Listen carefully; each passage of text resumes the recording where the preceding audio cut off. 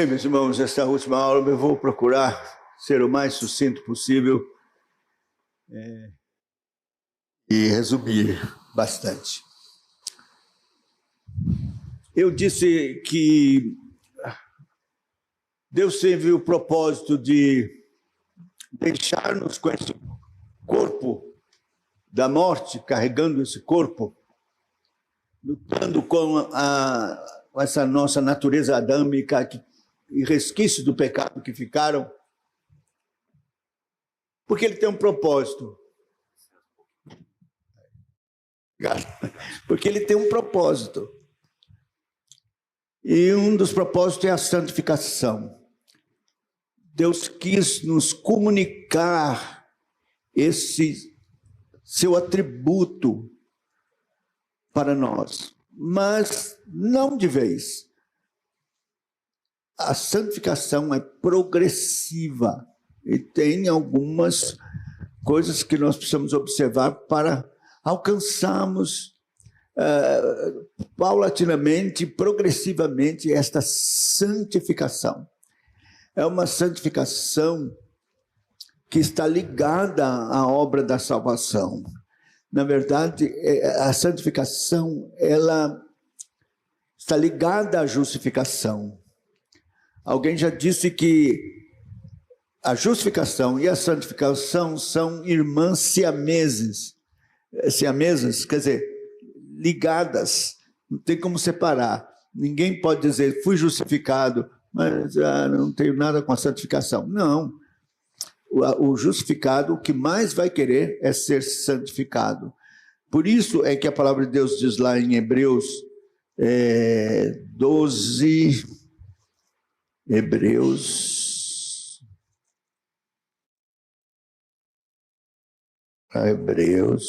12, 14. Segui a paz com todos e a santificação, sem a qual ninguém verá o Senhor. Eu vou ler de novo. Hebreus 12, 14. Segui a paz com todos e a santificação, sem a qual ninguém verá o Senhor. Seguir a santificação. Imagine que coisa maravilhosa. Deus tem seus atributos. Alguns são incomunicáveis. Deus não comunica. Né? Onipresença, jamais teremos. Né? Onipotência, mas santidade, que é um atributo de Deus, ele nos comunica. Na primeira carta de Pedro, nós lemos assim, ou primeira ou segunda, deixa eu ver, eu acho que é a segunda de Pedro. Segunda de Pedro. No capítulo 1, a partir do verso 3, diz assim: visto como pelo seu divino poder nos têm sido doadas todas as coisas que conduzem à vida e à piedade, pelo conhecimento completo daquele que nos chamou para a sua própria glória e virtude, pelas quais nos têm sido doadas as suas preciosas e muito grandes promessas, para que por elas vos torneis coparticipantes da natureza divina. Veja, que altíssimo privilégio sermos coparticipantes da natureza divina. Bom, não tem nada a ver com divindade. Eu vou ser divino também. Não. Participar da natureza divina é ser santo como ele é santo. Veja que é isso, porque ele diz, livrando-vos da corrupção das paixões que há no mundo. Então tem a ver com santidade. Então o Senhor nos dá esse altíssimo privilégio de sermos coparticipantes da natureza divina que é santa. Santidade. Sede santos como eu sou santo. Imagine. Longo caminho, mas a Bíblia diz que nós seremos como ele é. não divinos, mas santos, perfeitamente santos na eternidade. Agora, veja que aqui ele está dizendo que foram dadas promessas para que por elas vos torneis coparticipantes. Muito grandes e preciosas promessas. São as promessas que Deus dá, das quais nos valemos para andarmos em santidade. Olha, a primeira coisa, rapidinho, estou preocupado com o tempo, que tem a ver com a santificação, é a mortificação de pecados. Quase ninguém fala sobre isso. Nós temos pouquíssimos estudos sobre mortificação de pecados. Agora que tem surgido com a tradução de livros dos puritanos, é que se tem falado de mortificação de pecados. Por exemplo, John Owen tem um livro sobre mortificação de pecados. Mas aqui em português assim é bem resumido, mas maravilhoso, você precisa ler. Porque é uma doutrina que nós não temos conhecimento. O que é isso? Mortificação de pecados. Como mortificar pecados? Mas a Bíblia fala da mortificação de pecados. Se nós já morremos com Cristo, eu já mostrei isso uma vez, mas para a santificação, nós temos que matar o pecado. Aqui nós fomos mortos. Mas agora é matar o pecado. Então, é uma doutrina que ensina a lidarmos com o pecado. Não é com a natureza pecaminosa. Não, é com determinados pecados que nós temos que batalhar contra eles e trazê-los ao pé da cruz e mortificarmos esses pecados. E é um exercício que nós fazemos pela oração, com um arrependimento sincero e clamando ao Senhor, não só perdão deles, mas libertação mesmo, né, dos pecados. E queria ver uns textos com os irmãos sobre esse assunto, mas vou deixar para outra oportunidade. Vocês lendo o livrinho, quem sabe, eu já sugeri aqui ao pastor uma livraria aqui reformada, com livros reformados. Esse é um deles, viu, que o irmão deve trazer para a livraria, de John Owen, grande puritano, Mortificação de Pecados, para você ver os textos e tudo, e aprender a mortificar pecados, a batalhar, não se conformar com aquele pecado e trazê-lo ao pé da cruz em oração. Mas eu queria falar de 3 meios de graças, rapidamente, que nos ajudam na santificação, e são extremamente importantes. O primeiro, o maior deles, é a palavra de Deus. É o meio de graça para a santificação. Você deve se lembrar que Jesus fez uma oração sacerdotal em favor dos que o Pai lhe deu, os eleitos. É João 17. Ele faz esta oração e no meio desta oração, ele diz assim: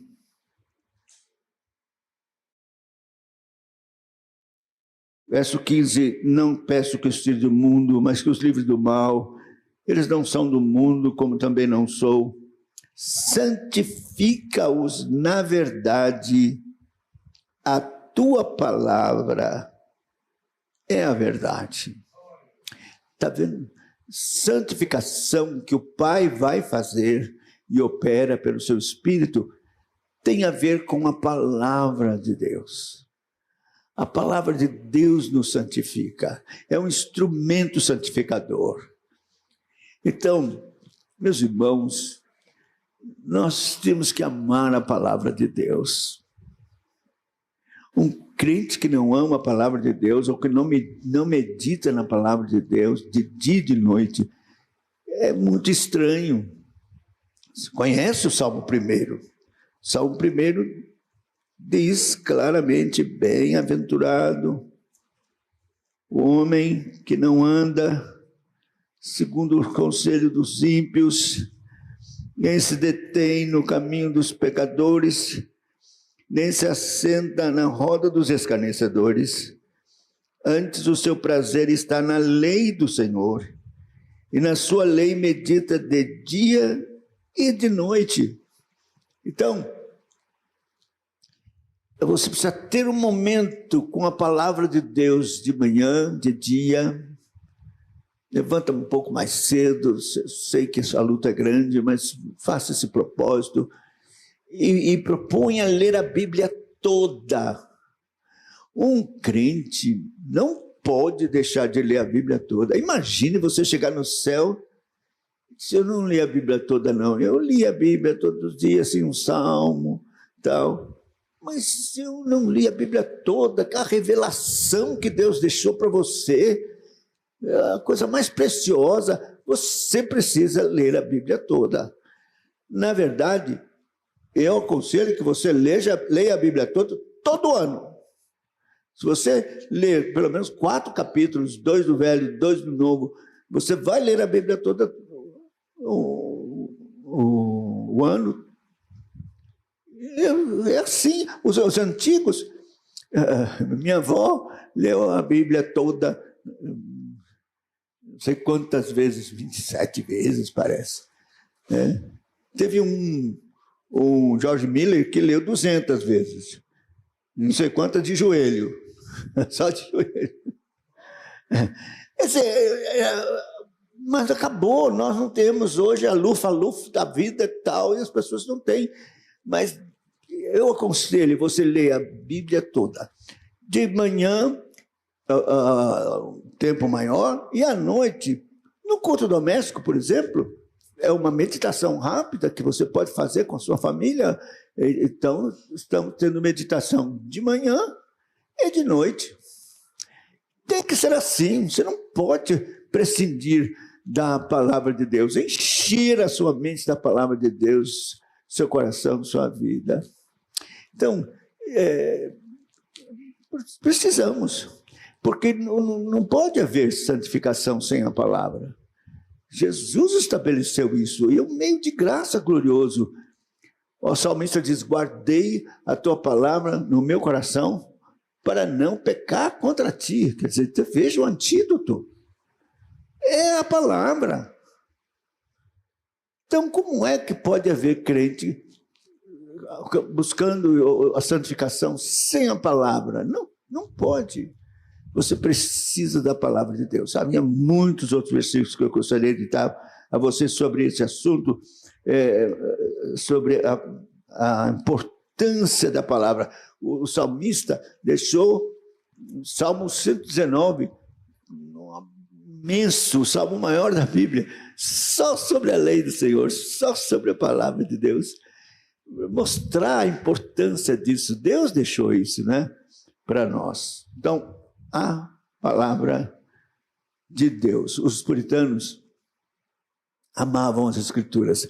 Alguém já disse que, foi Spurgeon que disse, que se você cortasse a veia de um puritano, em vez de sair sangue, saía versículos. É uma hiperbólica expressão para mostrar o quanto eles amavam a palavra de Deus. E aí você lê um livro dos puritanos, é diferente, parece um livro de matemática, tantos números de referência que tem. Eles amavam a palavra de Deus, viviam a palavra de Deus, meditavam na palavra de Deus e a conheciam.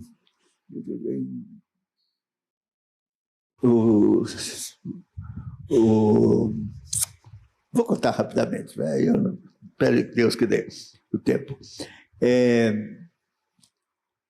Thomas Goodwin, puritano, conta que ele foi assistir um pregador popular chamado John Howard, que multidões, jovens, iam para ouvir John Howard no campo, porque não cabia em igreja.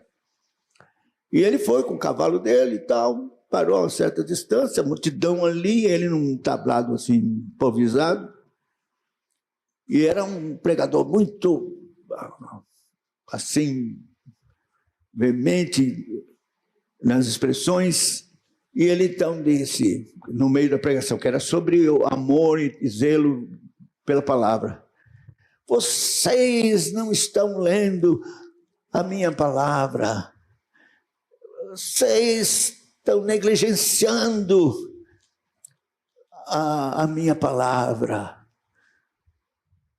Eu a preparei dos céus para vocês. Esse livro está empoeirado lá na estante de vocês. Sabe o que eu vou fazer? Eu vou tirá-la de vocês. Vou pegar o livro e vou tirá-la de vocês. Vocês não terão mais aquelas doces histórias para contar para suas crianças. Não terão mais os salmos que confortam o coração de vocês em tristezas e angústias. Vocês não terão mais as narrativas tão gloriosas da vida poderosa de Cristo, meu Filho. Vou tirar de vocês. Ele tinha um bornal grande, botava, a Bíblia dele era grandona, botava assim, e como se estivesse saindo, indo embora. Daqui a pouco ele volta e aí faz a vez do povo. Não, Senhor, não tire de nós a tua palavra. O que será de nós sem a tua palavra? O que será dos nossos filhos? O que será da nossa alma?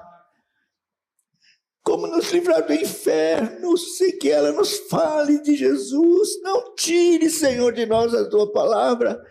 Queime os nossos celeiros, queime as nossas lavouras, destrua as nossas casas, mas não nos tire a tua palavra. Ele disse que nessa altura, Thomas Gooden, que estava em pé ouvindo, uma comoção tomou conta da multidão, que começou a chorar convulsivamente, uma visitação assim, do Espírito Santo.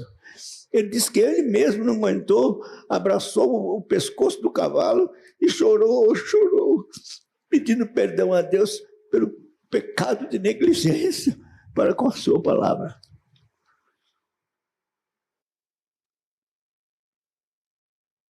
Eu acho que a gente tem que pedir perdão também a Deus. Nossa negligência para com a palavra. Segundo, oração. A oração é um meio de graça maravilhoso que foi dado por Deus. Né? A Bíblia ensina a orar sem cessar. E Jesus mesmo nos ensinou, falando que esta é uma atitude de vigiar, de orar. Ele diz para os discípulos, na angústia dele: não podeis vigiar pelo menos 1 hora. Mas ele falou de uma coisa, de uma prática que não existe mais.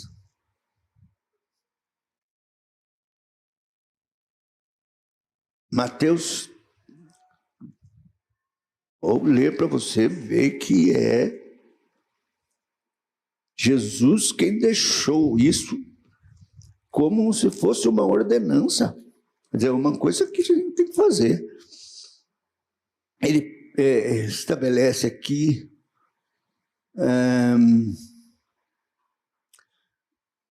verso 5 do capítulo 6. E quando orardes, não sereis como os hipócritas, porque gostam de orar em pé, nas sinagogas, nos cantos, nas praças, para serem vistos os homens. Em verdade, os ricos já receberam recompensa. Tu, porém, quando orares, entra no teu quarto, fechada a porta, orarás a teu pai que está em secreto, E teu Pai que vê em secreto te recompensará. Aí ele vai dizendo até como orar, não dizer repetições. Aí dá uma oração padrão para que a gente possa aprender, orar e tal. Mas preste atenção neste quarto de oração. Um puritano chamado Thomas Shepard, ele saiu da Inglaterra e foi para Nova Inglaterra. Você sabe que os puritanos fundaram os Estados Unidos. E quando ele chegou lá, ele tinha vendido tudo, né, na Inglaterra, chegou lá na Nova Inglaterra, que não era ainda Estados Unidos, era Nova Inglaterra. Ele contratou um engenheiro para fazer o projeto da casa que ele queria construir. O engenheiro veio e trouxe para ele a planta. Abriu, mostrou lá. Ele olhou, procurou.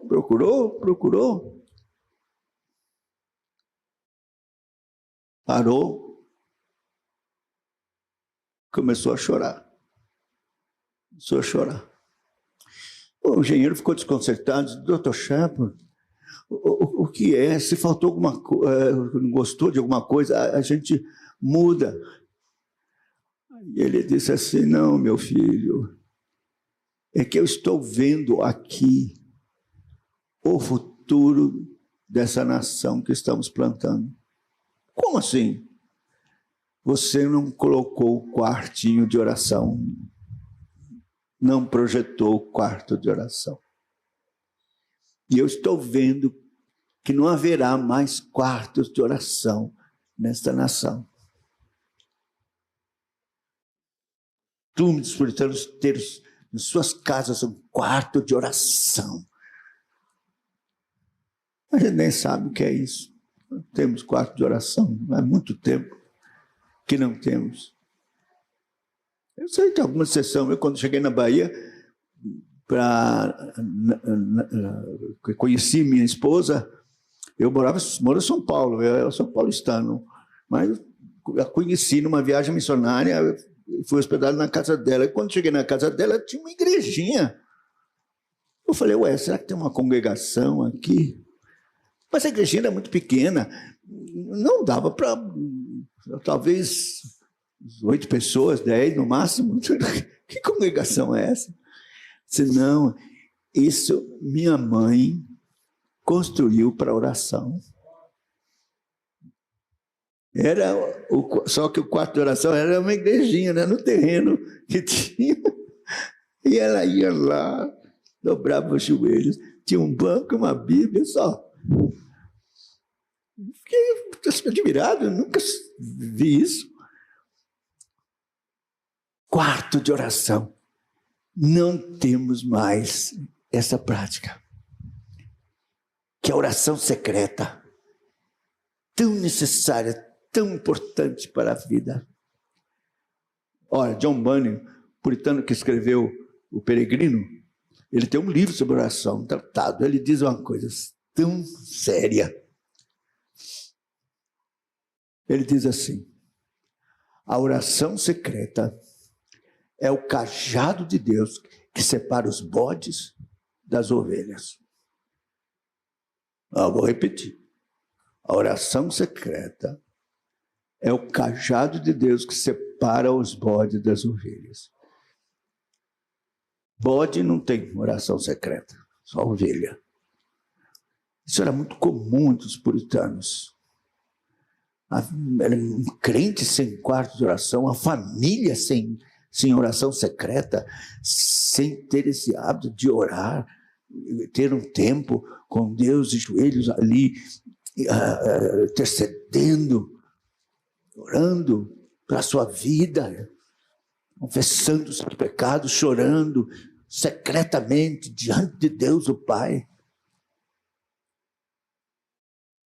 Nós perdemos isso. Mas eu quero dizer para você, você quer ser santo? Você é um crente, um eleito de Deus, é o que você mais vai querer. Então você precisa da palavra de Deus e da oração. E fazer disso uma rotina, razão de respirar, viver Orar, buscar, ter comunhão com Deus. John Owen, por exemplo, ensina a ter comunhão com a Trindade. Você orar primeiro ao Pai, dizendo: Pai, eu te amo, eu te adoro, eu reconheço que tu me amaste antes da fundação do mundo. O Senhor me escolheu, escreveu meu nome no livro da vida, não sei porquê, mas eu te amo. Que seria de mim sem tua eleição? Louvado seja o teu nome, meu Criador, meu Pai amado. Depois, como filho, oh, Senhor, tu aceitaste a designação do Pai de me salvar. Desceste da glória, despiste a tua roupagem de glória, de majestade, vestiste a minha roupagem humílima. O Senhor se humilhou do trono de glória, rodeado de anjos. O Senhor deixou tudo para deitar numa manjedoura, no lugar fétido de vaca e de boi, por mim. Louvado seja o teu nome, Senhor Jesus, e ter comunhão com o Filho, e tudo o que Ele fez em seu favor, quem Ele é para você, exalte-o em oração. E depois o Espírito, esse Espírito Santo, Deus condescendente, que de tão santo não fez questão de habitar num corpo pecaminoso como o meu, de conviver com esses pensamentos horríveis que muitas vezes tenho. Eu sei que o Senhor vive entristecido com coisas que eu faço que não te agradam. Oh, Espírito Santo, louvado seja o teu nome por tua longanimidade, benignidade, de morar nesse casebre que é meu corpo, tão desconfortável. Perdoa-me. E orar, tendo comunhão com a Trindade, e então dar glórias, exaltar o nome do Senhor, e dar graças, confessar pecados, interceder por todos, inclusive por pessoas incrédulas da família que precisam ser salvas. Oração secreta, comunhão com Deus, um tempo ali com o Senhor. E orar pela sua santidade, rogar que Deus lhe dê horror ao mal, fugir daquilo que não agrada, e ter amor pelas coisas de Deus. Por último, é a igreja, meus irmãos. Este é um meio de graça. Por favor, não despreze a igreja. A igreja é o corpo de Cristo, é a reunião dos eleitos de Deus, é a assembleia dos santos, onde Deus se manifesta de uma forma especial. Primeiro, através da pregação da palavra.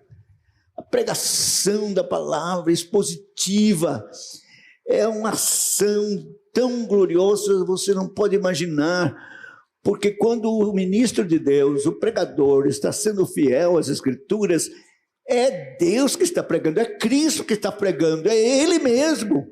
Você está ouvindo a voz de Jesus falando.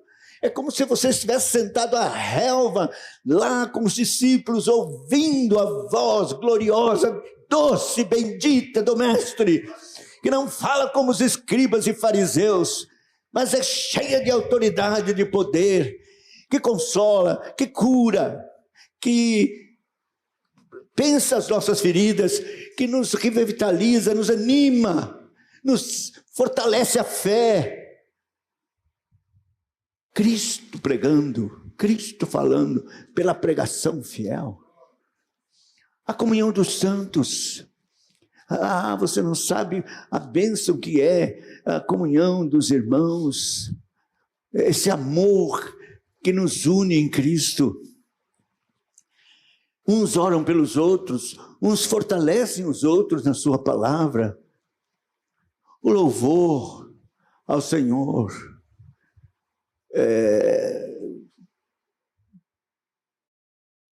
fortalece, edifica. E os a bênção da Santa Ceia, e que você come do corpo ao comer o pão.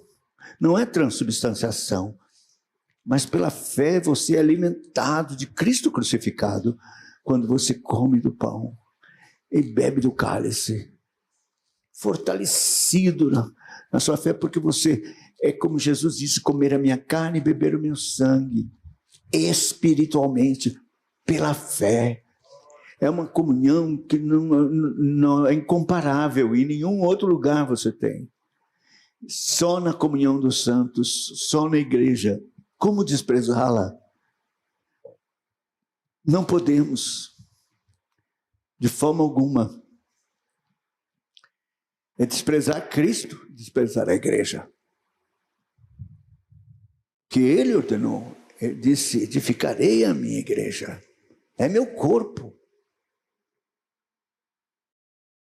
Então você tem essas bênçãos, meios de graças, que vão lhe ajudar e lhe fortalecer na santificação.